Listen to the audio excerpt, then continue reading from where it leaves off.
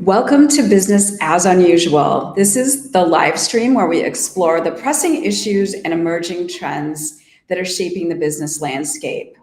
We're going to start in just a few minutes. So if you do have questions, I know this is a pretty interesting topic that we've been getting a lot of buzz from. So please add them to the chat, and I'm going to try to get to all of them during today's session.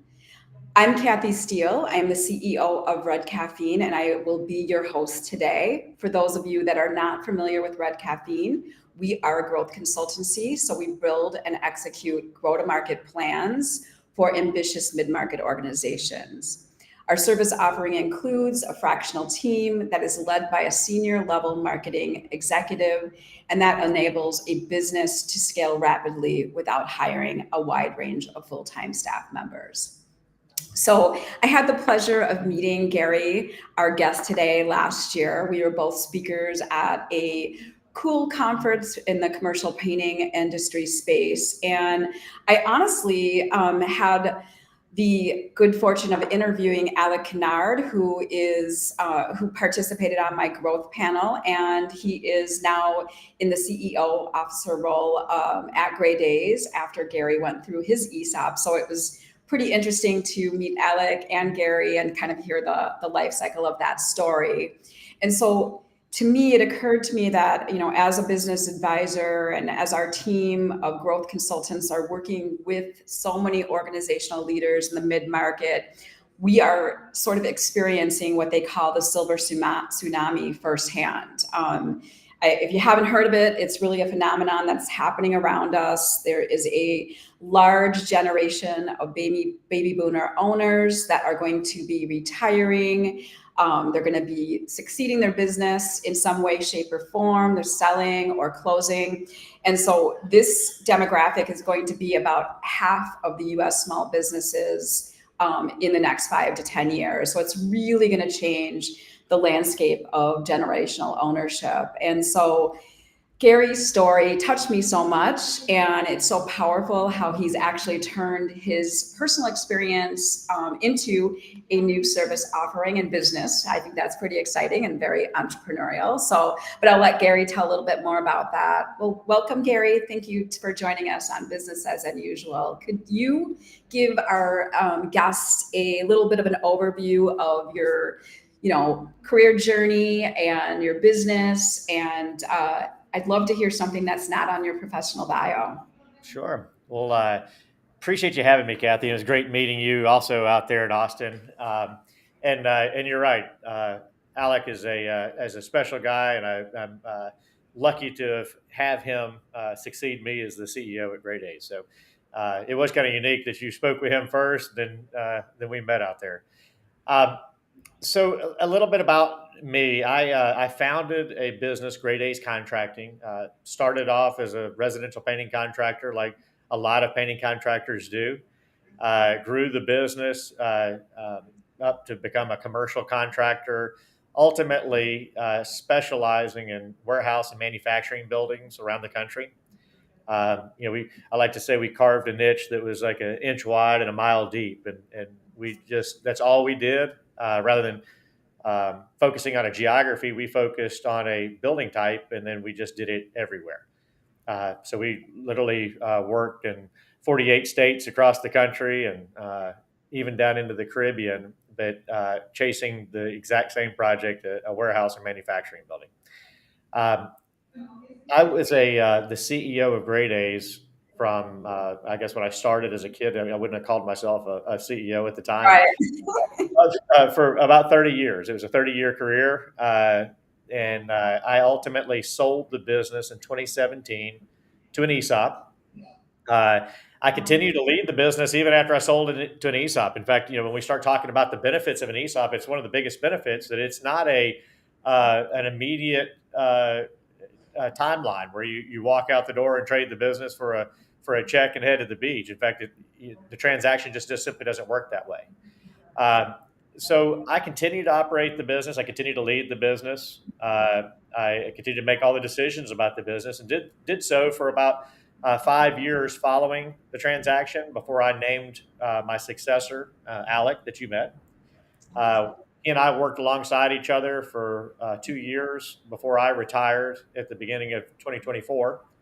And I started a business, ESOP Consulting Group, and then ultimately joined Tenor ESOP Partners as a partner. And actually, I lead their construction practice now. That's kind of the highlights of the career, the bio. I will tell you what's not on the bio is kind of how I landed at Tenor, which is interesting. Tenor was the transaction advisor for my business when we did the ESOP transaction in Oh, 2017. wow. Okay, so um, I I started off interviewing transaction advisors, like most folks that are trying to do their due diligence and research and really make sure that they got the right advisors or consultants on board. Uh, I interviewed three. I interviewed a large investment banking kind of M&A firm that ESOPs was one of their specialties. Sure. I interviewed an accounting firm that had a ESOP practice here in Atlanta, and then I also interviewed a local attorney, a RISA attorney, who also structured transactions. I had my mind made up. I really already decided who it was going to be. My accountant says, "Hey, can I offer just one more to take a look at?" And reluctantly, I said yes. Interviewed. Thank goodness I did. It was Tenor, and that's the one I landed with. So kind of serendipitously, they became the advisor, and then here I am, 7 years later, a partner in the firm, and then helping other business owners learn more about ESOPs. Yeah, that's so cool. And I want to make sure we preface it that, while your expertise is in, the commercial painting and that segment, you are working with other organizations as well. And ESOP Absolutely. is nuanced, but there's some general pieces and parts that would happen during most every transaction. You're going to talk us through Oh some of that. yeah, regardless of the industry that the business is in, we've got a framework that we have to kind of play within. We have a whole lot of customization inside that framework, but it applies to all businesses. Uh, Right. at Okay. Tenor, we do everything from consulting firms to accounting firms, food, beverage, transportation, construction. Now, we have a very deep expertise in construction. In fact, I would say that the majority of the transactions that we do annually are in the construction world. Um, I don't think that that's for any other reason other than there's just a lot of momentum in the construction business towards You're ESOP. right. Yeah. Uh, I like to say that the ESOP is kind of a people's transaction, and construction is such a people business. What we're selling is our people's ability to go out there and deliver an experience every day and work a little bit harder than the next guy. And what better way to transition ownership except to those people that are doing it every day, and Right. Right.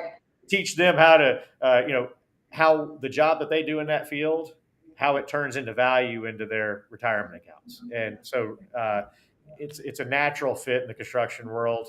I would say that one of the biggest challenges in construction is finding good people, Yeah. Yeah. and So ops are a tool for that. absolutely. I think manufacturing is, I mean, a lot of the industrials are similar. So I kind of You're lump absolutely right. manufacturing into that space. So Yeah. let's kind of start it at that really high level, because honestly, while I do feel like ESOP is widely recognized as an option, it's talked about a lot. I don't know how much knowledge base there is around it. I'd love you to kind of start us there. Tell us what an ESOP is. Sure. We like to really frame out the fact that, businesses are an asset in an owner's portfolio. So, Mhm. giving options for that asset to be optimized or be sort of transitioned. So, talk about what an ESOP is, sort of provide an overview of other exit Mhm. strategies, and then, love to hear you talk a little bit about what are some of the pros of an ESOP versus what are some of the cons of an Yeah. ESOP. Yeah, absolutely. So let me just start with, there are a whole lot of options out there. I mean, starting with, unfortunately, liquidation, which is unfortunately what a lot of businesses that don't take the time to understand what their options are left with. When they don't take the time to find out and learn more and act at a time of their career when they still have some gas in the tank, Right. then they're left with only one option, which unfortunately is close the doors and liquidate the assets, which obviously provides the least amount of value. It's going to extract the least amount of value for the investment, as you put it. That's probably the largest personal investment they have is that business, Yeah. and just due to just timing. I think it's kind of shocking to me, but I was talking to the board chair of a local manufacturing association here in Chicago, and he said exactly that. There were like so many owners that just even had no idea that there was any value in their assets. So like there's just so much of a gap in education. So that's why I'm excited to hear more. Absolutely. But when we look at exit options, they kind of fall into two general buckets. You take out the liquidation piece, they falls into two buckets. One, we can either sell outside, which is going to be maybe it's a financial buyer like private equity or a strategic buyer, somebody maybe it's a competitor or somebody that wants to add on a service that they really want to get into what you do or into the market that you're in, and they're willing to pay a premium for it. And that's what we would consider a strategic buy. And then there's internal options. We can sell to key employees. Maybe the key employees come to us and say, "Hey, we'd like to buy you out, a management buyout," or maybe it's a management buy-in where they just want to buy pieces and parts. In fact, for me, that was initially my exit strategy. The idea was a management buy-in. I felt like when I started Grade A's, I had a couple of really great key employees along the way that helped me build that business. The way I wanted to keep them was I wanted them to buy into the business and become owners of this business. I really feel like when you're into construction, that's one of the great things about construction is when you typically start at the bottom, you work really hard, and then you eventually have a dream of owning your own. And to me, it felt like the best way to keep that talent on board was to sell small pieces. In hindsight, it's so obvious, but it falls apart as you start to sell shares, and as the company grows, those shares become more and more valuable. And all of a sudden, you're selling a very small amount, almost an inconsequential amount of shares for a whole lot of money. You're putting the debt on a personal balance sheet that may not even be able to accept that debt. And so I started to recognize that that's probably not going to be my ultimate exit strategy. Works really well in the beginning when it's a small company. As the company starts to grow, it starts to become a little harder. And so that's when I started looking at other options. I liked the idea of selling inside. But I knew that the management buy-in route wasn't going to be it for me. Yeah, So I've heard that. I've heard that from others that have gone down that path, that it becomes sometimes untenable to actually, acquire shares because it's just so costly. right, yeah. I mean, at the time of the leader's life, that when I wanted them to buy in, they were had growing families, and they were making Right. decisions between buying the next big house for their growing family or buying shares at Great A's. And Yeah. it just obviously the conversation around the dinner table may not have gone my way. so, uh, so I started doing some investigation and research and talking with other peers. I had a couple of different peer groups that I was in with other business owners, and started to learn more about the idea of employee ownership and ESOP. And ESOP is just an acronym for Employee Stock Ownership Plan. And I started to learn more and realize that this may be the answer for what I was looking for. It was going to be able to give me the ability to keep the team together and preserve the culture that I built, but also get fair market value for the shares that I was selling. Be able to de-risk and take some chips off the table, but do it Right. on my own timeline. That was important to me. When I sold the business, I was 45 when I sold into an ESOP. So there's a lot of gas left in the tank. I wasn't Right. ready to step aside. I wanted to get, I was having a great time doing what I was doing, but it was just time for me to start to diversify my own personal investment and put it into some other things, and some other interests that I had. So, with that, I landed on ESOP, and That was in 2017. And as I mentioned earlier, I continued to operate the business for 5 years when nothing changed operationally in the operational leadership of the business. One of the things about ESOP is it's a transition of ownership, not necessarily, and not at all a transition of management. It is two Yeah. different things. Uh, so ESOP is, like I said, an acronym for Employee Stock Ownership Plan, and what that means is it's a qualified retirement plan uh, that invests solely in the sponsoring company. So it's going to look and feel a lot like a 401k to the plan participants, to your employees. But it invests only in one stock, and that's the stock of the sponsoring business. So the Grade A's ESOP invested only in the stock of Grade A's Contracting, solely. Um, what that meant for your employees is a couple of good things. One is that their blood, sweat, and tears actually created value in their retirement accounts. Unlike the 401k, where that may be invested in a multitude of different stocks and was highly diversified, and they had some Home Depot, maybe some Coca-Cola, and all these really great blue chip stocks, but it didn't matter how many orange buckets they bought or Coca-Colas they drank, it wasn't going to affect the value. Right.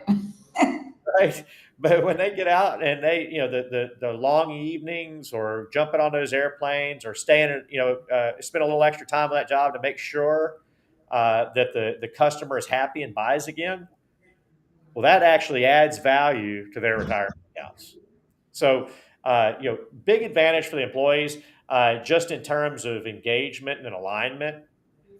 Uh, it's also a big advantage to the employees because, unlike a 401k, this account's going to grow much faster.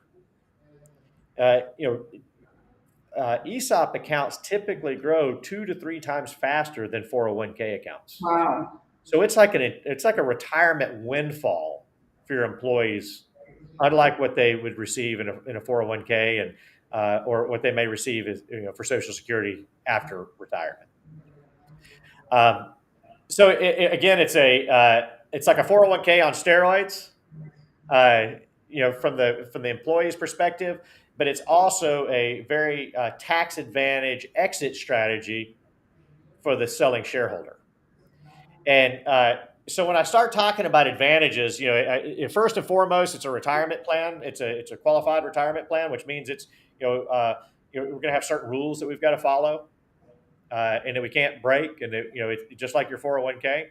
And then the next, really 6 advantages are incentive for the employer or the selling shareholder to choose this option for ESOP, because what you're doing is kind of it's a gift of opportunity for your Right. employees, and this is Yeah. incentive for you to give that gift of opportunity to your employees. So as you see on the screen, we've got a number of advantages. First and foremost, like I said, it's a qualified retirement plan that becomes a windfall for employees. The second benefit is that the shareholders are going to receive fair market value for their shares. So one of the misconceptions that we often hear is that you have to sell your shares at a discount. That's absolutely not the case, because nobody would do it. You know, uh, you know this is likely the biggest asset on your personal balance sheet as a business owner, and you deserve fair market value for all that hard work. And what happens in an ESOP is we create first a trust, and there'll be a trustee, and that will be the buyer for the stock.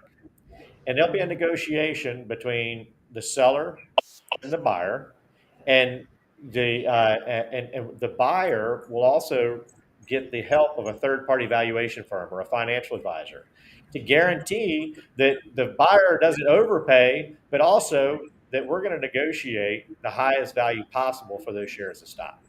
And that's what a transaction advisor does. That's what I do now, is that I ensure that we are getting the maximum value for the selling shareholder when we're negotiating that transaction with the trustee. So first benefit to the owner, to incentivize them to take advantage of this ESOP transaction, is that they're guaranteed fair market value, because it's a fair negotiation between a buyer and a seller. Second thing is that the selling shareholder can retain control. Just like I had mentioned, I continued the CEO. I was still making all the same decisions. If I wanted to hire somebody, I hired them. If I wanted to buy a truck, I bought a truck. There was nobody to answer to. So although this trustee is the buyer, this is a transfer of ownership again, not a transfer of management. So the Yeah. transfer of management happens on the selling shareholder's personal timeline, just like it did with me. I went 5 years before I announced my successor.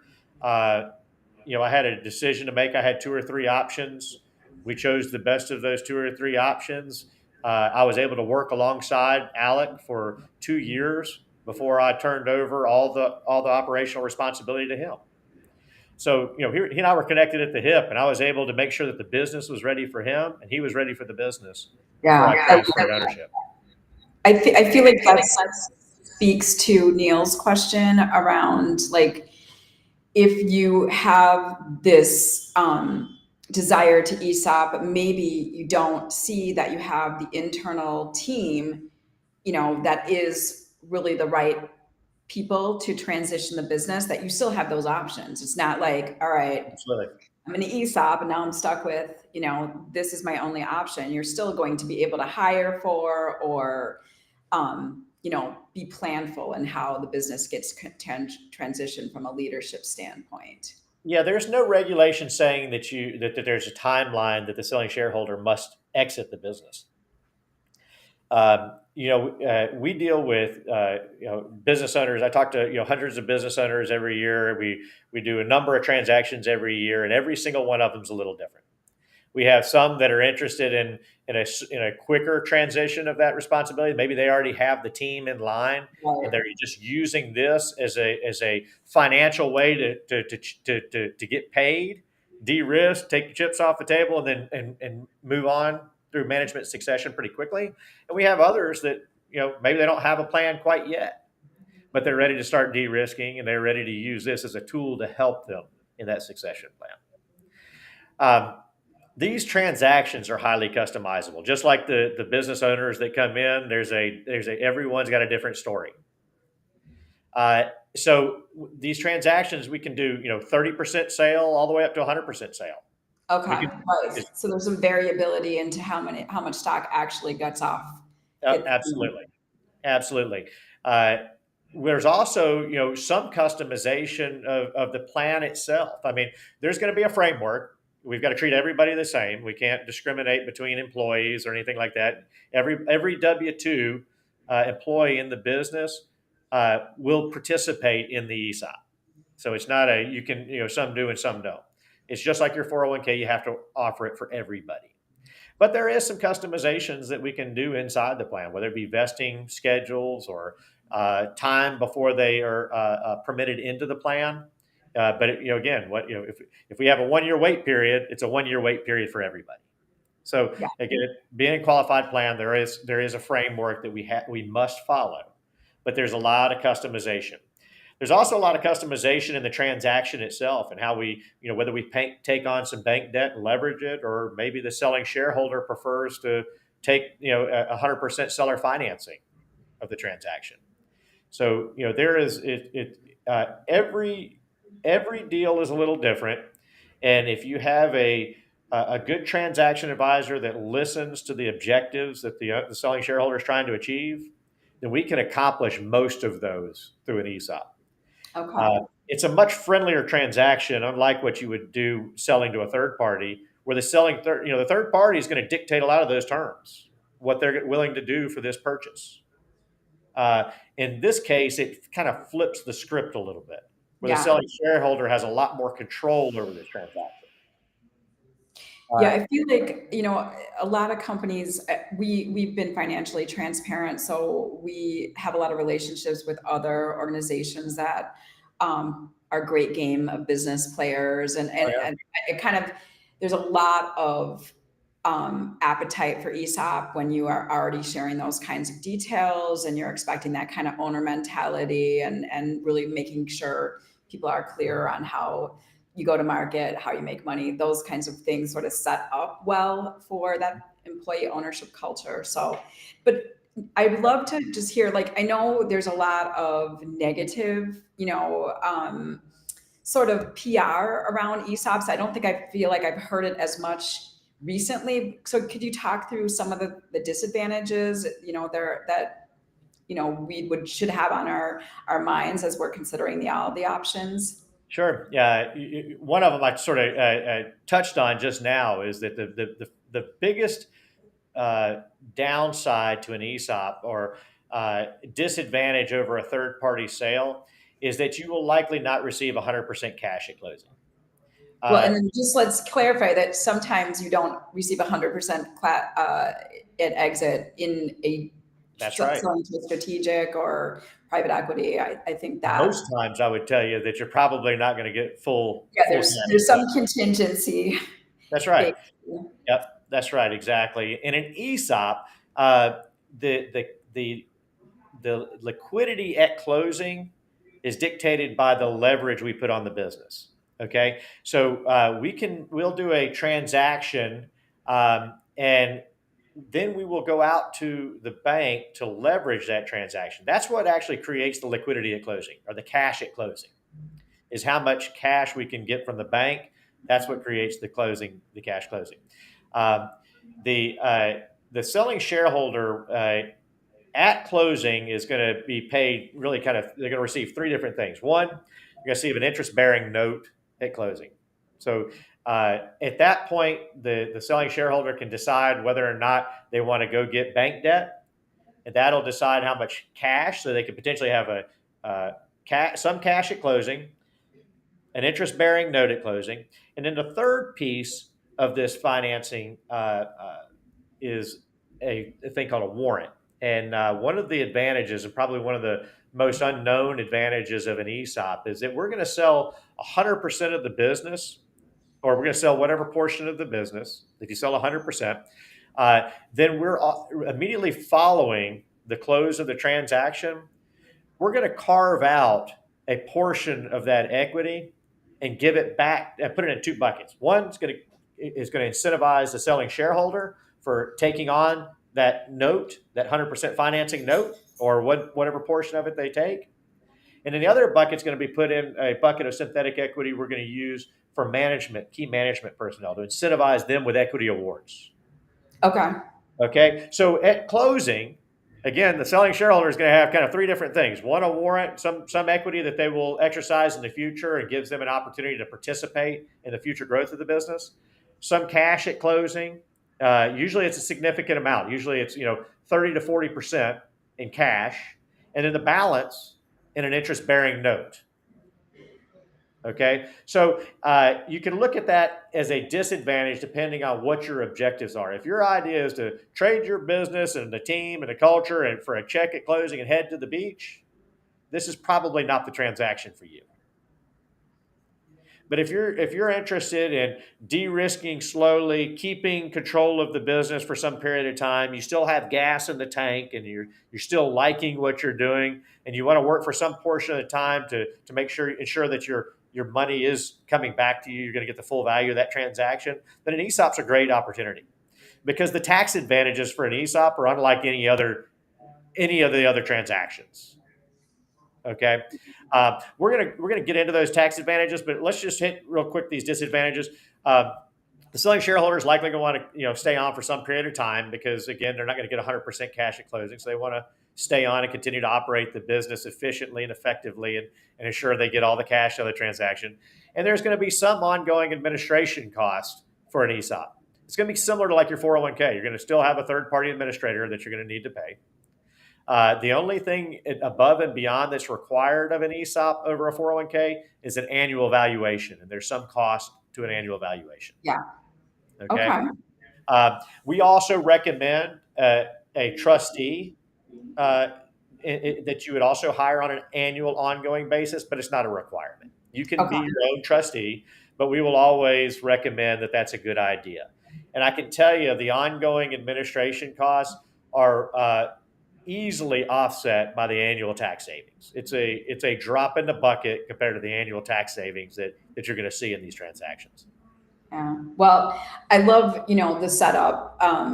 I think one of the things that I loved about your talk in Austin was this business case that you really, kind of broke it down for us. Kind of what kind of criteria fits an ESOP. So like what's the threshold of being really ready for that type of transaction? And so like, would this be a good time to sort of step through that business case? Yeah, well, you touch on something before we hit that business case. What size business? I'll start with telling you that there is no regulation that says that a business has to be a certain size to be an ESOP. It's really it really comes down to more of a financial decision because it takes a village to close an ESOP transaction. I mean, what we're doing in an ESOP transaction is we're creating the buyer for the business.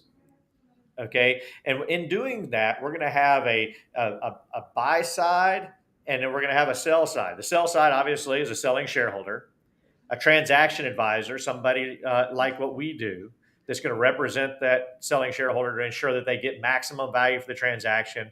We're also going to do a lot of the modeling and all those sort of things. And then we're also going to have an attorney on our side representing our side. And then we're going to also create the buy side, which is a trustee that we will negotiate. That's the actual buyer that we'll be negotiating with. The trustee will have a valuation firm that there's an expense there. And we'll also have a third party administrator. So what I would tell you is that all those professionals, that village of professionals, believe it or not, everybody wants to get paid. So there's a certain size transaction. It's about $1 million in EBITDA that becomes or net income that we will recast to an EBITDA, and about $1 million is kind of where it starts to make sense. $2 Okay. million, it's a no-brainer. Okay, but $1 million edge case just depends on the business and the objectives of the selling shareholder. But once you get to $2 million, the tax savings, it's almost a no-brainer that ESOPs make sense, even with the fees. Okay, so this business case, we just took a kind of that minimum transaction size that becomes a no-brainer, and I'm just going to point out a few key points in the transaction. So we're going to assume this business is a $2 million EBITDA or $2 million in cash flow annually in the business. Okay, so EBITDA earnings before interest, tax, depreciation, and amortization. So we're going to take out all the taxes, all the interest that the business might be paying, everything to try to compare, a real number, real earnings of the business, regardless of the structure of the business. $2 million. And assuming that $2 million, assuming we'd get somewhere between a 4 to 7 multiple, which is kind of a general multiple for privately held businesses in this size range. And, this is just, this is a very general case. So I'm going to give you the disclaimer that this is a very general case, depending on the business and depending on all the debt, all these different things. Let's just say $2 million business, that this transaction is worth $10 million. That we can sell this business for $10 million in enterprise value. $2 million times 5 multiple. If we were to do that, and one of the big benefits of an ESOP is there is a possibility, if it's structured correctly, that this selling shareholder could elect a 1042 IRC 1042 exchange, which is very similar to like a 1031 exchange in real estate. But if they get a 1042 election, then we could permanently or at least defer capital gains for the life of the shareholder by reinvesting the proceeds of this transaction into qualified replacement property. This is kind of like you do in real estate, where you reinvest the proceeds from the transaction into another investment. Very similarly, what we would do in an ESOP. If the selling shareholder elected that would save them $2.35 million in taxes. Just the capital gains, federal capital gains alone, before state capital gains. So my friends up in New York or out in California, this becomes a $3.5 million savings. Wow. Yeah. So when you compare the transactions between a third-party sale and an ESOP, you also have to consider, it's all about net proceeds. How much money am I going to put in my bank account? And if I could put $10 million versus, $7.65 million in my bank account, that's a big advantage of an ESOP. Sure So is. potential tax savings, selling shareholders electing a 1042 could potentially save $2.35 million, putting a full $10 million in their bank account. The potential state tax again is anywhere from zero in our, tax-free states, states with no income, state income tax Sure. versus, some of our higher ones. Um, the company also receives a permanent annual savings. If we close this transaction and the business continues a 100% ESOP owned business with an S corp tax election, the business ultimately becomes a for-profit tax-free entity, meaning they don't pay any corporate income tax ever again, and that's a Super permanent tax saving, interesting. right? Uh, in this particular case, I'm assuming that the business owner in this $2 million cash flow business is probably distributing about 40% of net income each year to the selling shareholders or to the shareholders.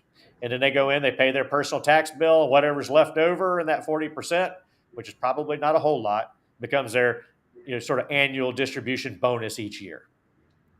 This is kind of a pretty typical way that S corp business owners handle that K1 tax liability. Yeah, So, super.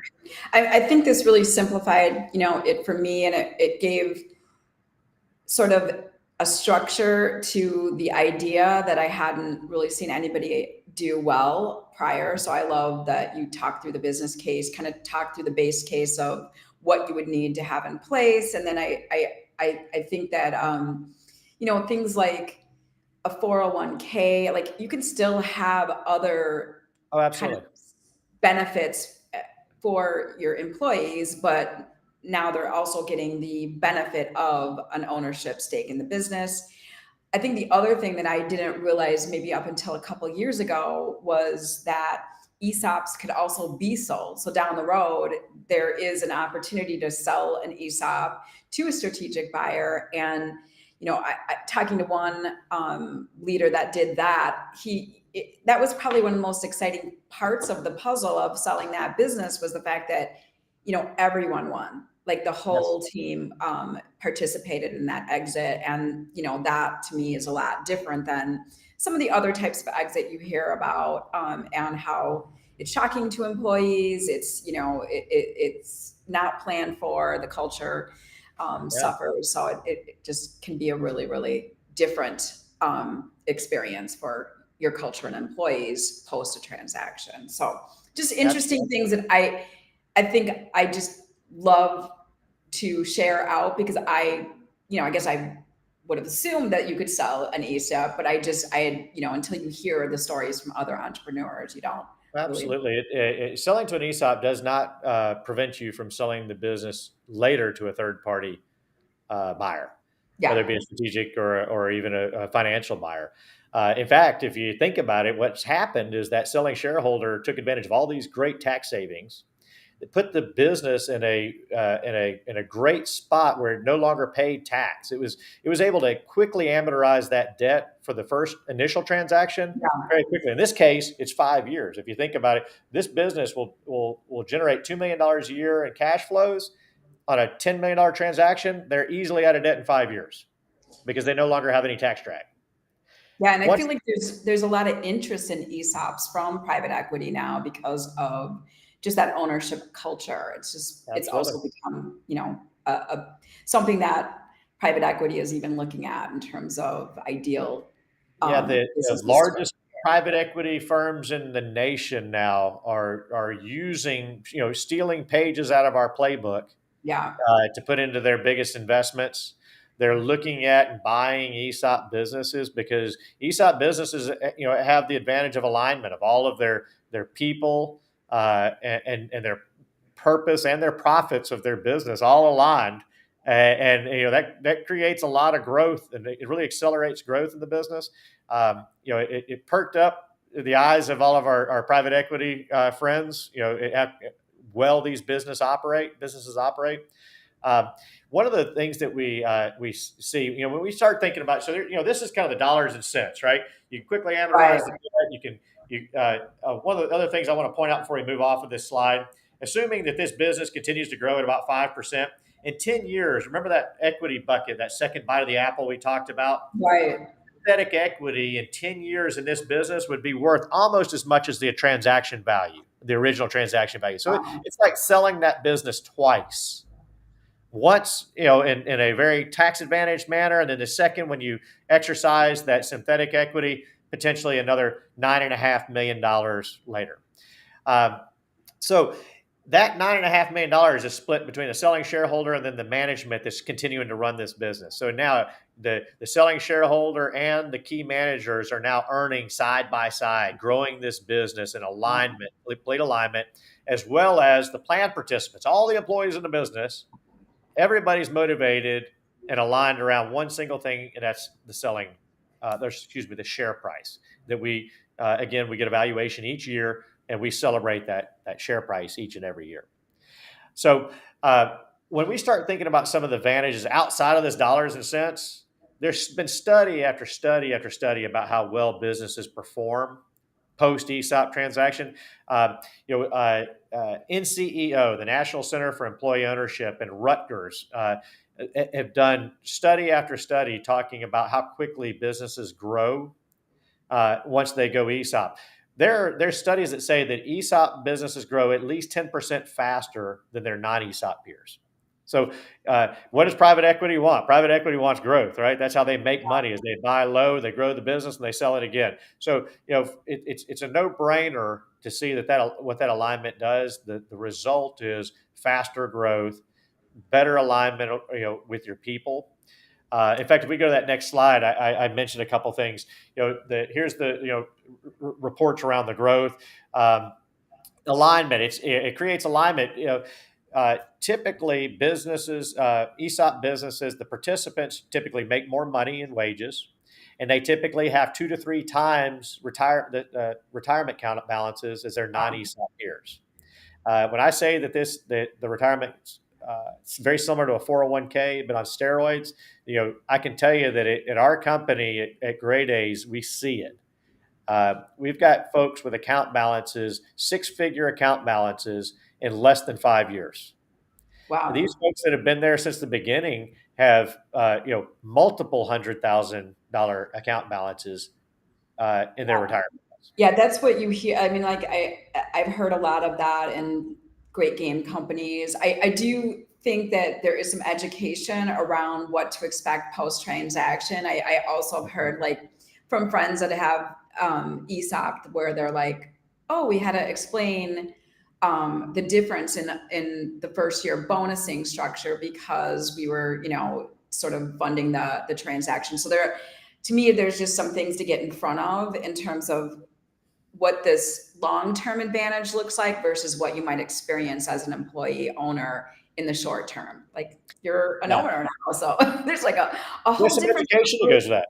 Yeah, there's definitely some education. I mean, think about all of us that have been running businesses for all these years. We sort of have the curse of knowledge. We know all this stuff, but your employees don't necessarily know that. So what I would tell you that, when I think of some of the things that looking back right after the transaction that I wish I had known is that how much communication is required following the transaction. There is some training involved with your people.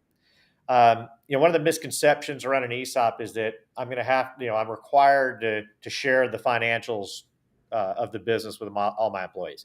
That's not a requirement. There's nothing that says that you have to, but I would tell you that you're going to have to be comfortable with some level of financial transparency to really get the full value of an ESOP. That's part of that educating and communicating that you have to do right after the sale, because you're going to go in and you're going to announce, hey, you guys are all owners. They're going to say, okay, well, show me the numbers. Well, you need to have a plan for that.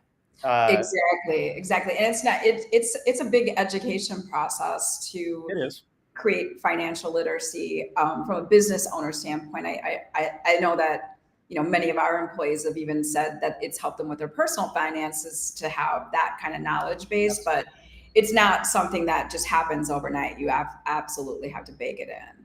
Yeah, we already were pretty transparent. We already had a more of an open book management style already, and I would tell you that ESOPs are just going to help add to that.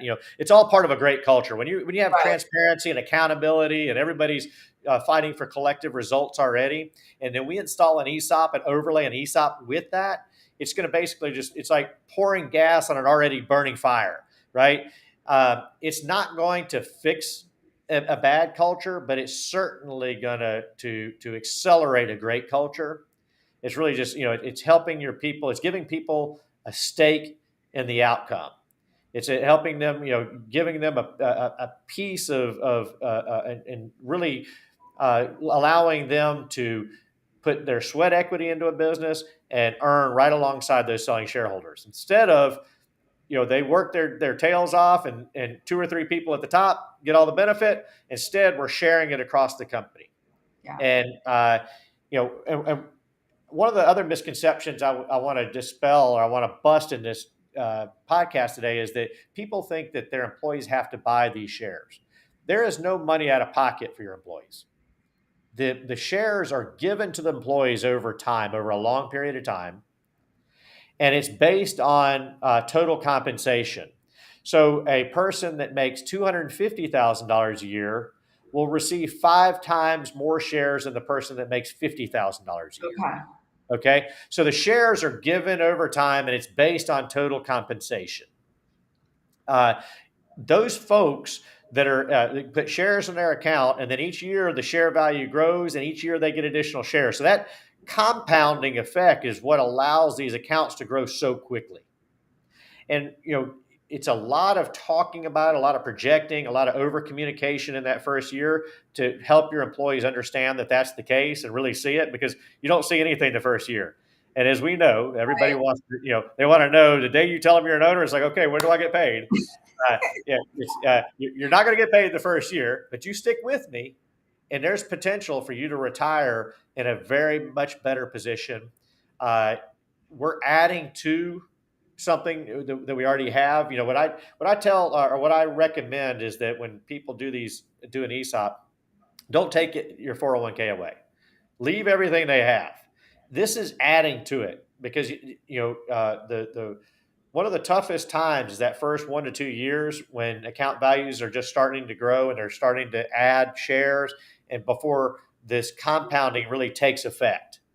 And you need to leave everything in place and let this become incremental addition to what they already have. Uh, Right. Right. so, looking back, that was one of the things that we did right, is that we didn't take anything away. We didn't adjust anything. We certainly didn't adjust bonus structures. We didn't take any 401ks away. We didn't take profit sharing away. All that stuff stayed in place. And I would tell you, it's still in place today. We Yeah. still today have a 401k plan. We have profit sharing, and we layered on the ESOP so that our employees they have really good opportunity for retirement now that Yeah. they would have never had going anywhere else and working anywhere else. And that's allowed us to really retain so much of our talent at Great Ace. Yeah, and it's not really common, I would assume, in the type of business that you're in. Even, if you own your own business, if you're not doing the work, you're likely not earning a paycheck. So I think that this does position people for a different type of personal exit as well as the business. Oh So yeah. Gary, I'd love, I want to make sure we have time to run through, some of the elements of the process. So can Yep. you talk us through what the process looks like, and then we'll kind of talk about the timing of the process. Yeah, you bet. Yeah, if we can hit that next slide, let's. This kind of outlines the steps. Now, at Tenor ESOP Partners, we break the transaction down really into 3 steps, and I add this first one, the fourth, because that's kind of where we are right now. That's where all of our viewers are right now. Is that they're doing some research and just sort of personal reflection on, is this make sense for me and my business? And I would tell you that there's a number of places that you can go to get information. Some are more credible than others. You're gonna find all kinds of misconceptions on the internet. In fact, you and I were just talking before this webinar that a lot of the stuff you read, you hear about the failed ESOPs. You can find information on those. You find less information on the wildly successful ones. But I'd point you to there's a number of them. Publix is a perfect example. That's the largest ESOP in the world right now. Is Publix. Wawa is another one that my Northeast friends love. Everybody loves Wawa. Yeah. ESOP transaction. There are besides those big ones, there are thousands of other ones across the country. That previous slide said there were 7,000 ESOPs representing 14 million people. One of the funny things to prove a point you were just talking about, that number stays pretty much the same, about 6,500 to 7,000 ESOPs. And I used to scratch my head. Why is this? Why didn't this number just explode like I would expect it to? It's because for every ESOP that is created, another one is bought. Yeah. Or combined. Because to your point, Yeah. ESOPs run very effectively, or run very efficiently, profitable businesses, which makes them very attractive to buyers. So just as many that are being formed, there's just as many being bought in every year. So that sort of stays flat. Got it. So step one, research, go out to the NCEO, National Center of Employee Ownership, nceo.org. Take a look at our website, tenoresop.com, or contractoresop.com is another one of our websites. Tons and tons of information, some light reading there that'll help you. But our first step, it's all about research, personal strategy. And then from there, if you would like to move forward, then we would do is we would put you through a 3-phase process. First step of this process is modeling and analysis. This is really for us to, it's almost like a dad joke, but I'm going to paint you the perfect picture of this transaction in this modeling and analysis phase. This is where we will take the projections from the selling shareholder. They'll tell us, okay, this is where we think the business will be over the course of the next 5 years, projecting revenue, cash flows, tell us about the business, and we're going to provide them with a model and an analysis of the entire transaction. There's going to basically be 3 deliverables with this phase. First deliverable is a model of the entire transaction. What we think the value of the business will be over the course of the next 5 to 10 years, what the tax savings would be for that business, how the transaction would look compared to a strategic buyer or a financial buyer. And this is going to be a kind of an iterative process. We're going to go through multiple scenarios. And we're going to want to pressure test the numbers, high numbers, low numbers, so on and so forth. So that's the first deliverable. Second deliverable is we will also provide you with a floor value for the business, what we can sell this business for. And then the third one, we'll go out and do what we call a soft finance raise, and we can provide you with how much liquidity you can expect at closing. So it kind of answers, your 3 threshold questions. How quickly can I get out of debt? What's my business worth? And how much money am I going to get at closing? That's step 2, what we call our stage 1 modeling and analysis phase. This again is an iterative process. We'll run a number of scenarios, and then we will move into what we call the due diligence phase. This is where we start to assemble that buy and sell side team. That phase ends with a negotiation between us, where we as a transaction advisor represent the seller, negotiating with a trustee, and we land on the value of the business. And then we have another decision point. And do we move forward? Once we decide that, hey, this is good, I got what I want, we move into the final phase, which is the closing and the phase and the finance raise. We run both of them in parallel. The closing phase is basically where we're going to write up plan documents. We're going to paper the transaction. And then in parallel, we're also going to do a finance raise, go out to our network of banks, solicit term sheets to get you the best financing possible. So if we'll go to that next slide, let's talk about kind of the timeline. So research, personal strategy, steps into modeling and analysis. This can be as quick as 30 days. When you come to us and you say, here are our projections, here's all the information, we'll send out an information packet, about a 3-page package. You'll send that back to us.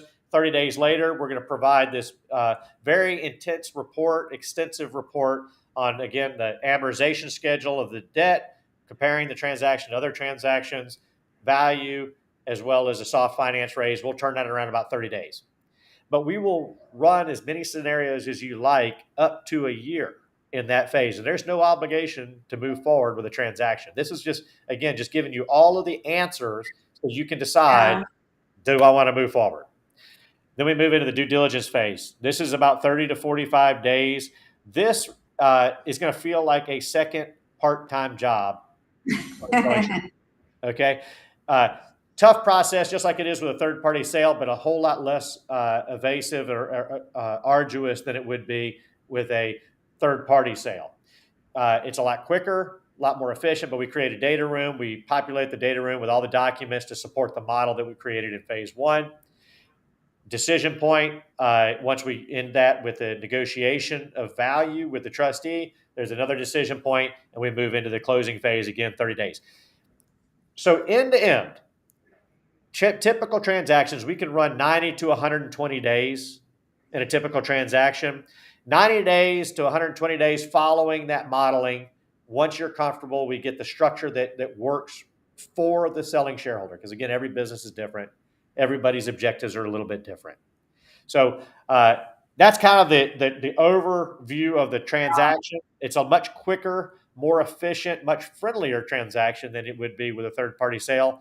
It's a lot less disturbing as well, or interruptive to the business itself. A lot of times what we see in third-party sales, and I'm sure you can speak to this, Kathy, is that we see a whole lot of time and effort fall apart at the closing table.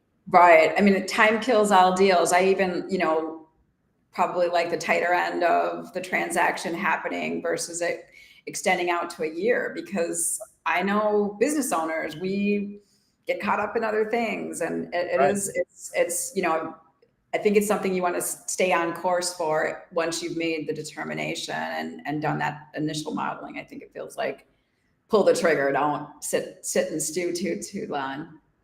You're absolutely right. And there's also some risk in timing, right? A lot can Yeah, happen in the world in a year. So, exactly. Yeah.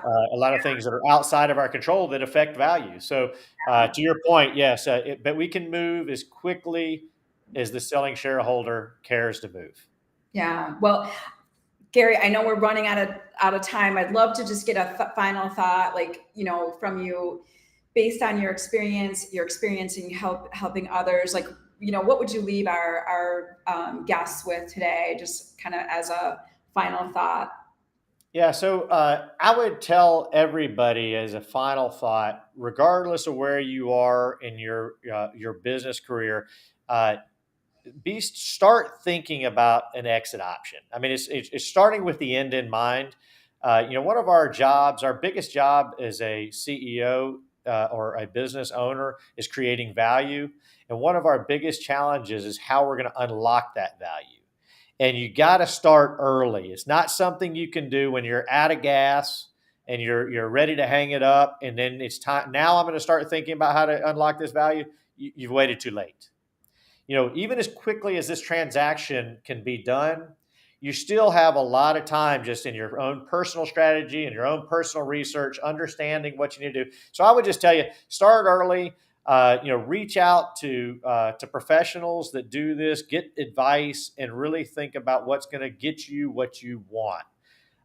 If you're looking to trade a check and head to the beach, then maybe we want to talk to somebody else. If you want to start de-risking over time, you want time to execute on a succession plan, build your bench to create a succession plan. You can start de-risking early through an ESOP transaction, continue running the business, and remember, you still get to participate in that future value growth. Right. I love, multiple bites of an apple. That's always a very appealing option, and not having to exit quickly. So Gary, I want to give people an opportunity to see how to get connected to you. This is Gary's LinkedIn account, his email address. So if you have more questions, Neil, thank you for the affirmation of the information shared today. I'm sure people will have additional questions, so feel free to reach out to Gary and just put business as unusual in the subject line so he knows that you're coming from our live stream today. I want to also thank our sponsors, M3 Learning. They are really one of the most influential and successful sales management and training companies. They are building sales superstars. We love the folks at M3. Our other sponsor, HR Source. I think a lot of employers have been going through some volatility as they've started this year. So these gals and guys are the go-to resource for employers. They've got the hotline for urgent questions. They've got an exchange so you can network with HR professionals and peers. They've got data around salary, augment or replace a role that you need in your HR team. So great people at HR Source. And lastly, I wanted to introduce our next guest, the vivacious and spicy and savvy and cool business leader, Kate Rome, is going to be talking about her experience in thinking about, being a third generation leader and what she wants to do with her food manufacturing organization. So she's been working with us for a couple of years.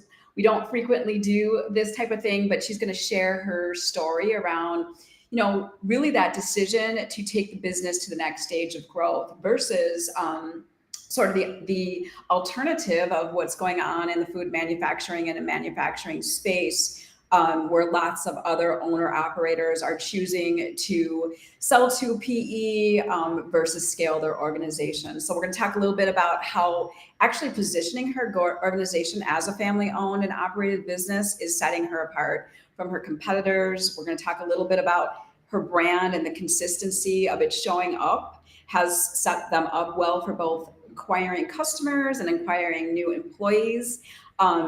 We are going to talk about how we've dug into sales and marketing strategies, really understanding and helping them build a scalable process to focus on acquiring more blue chip accounts.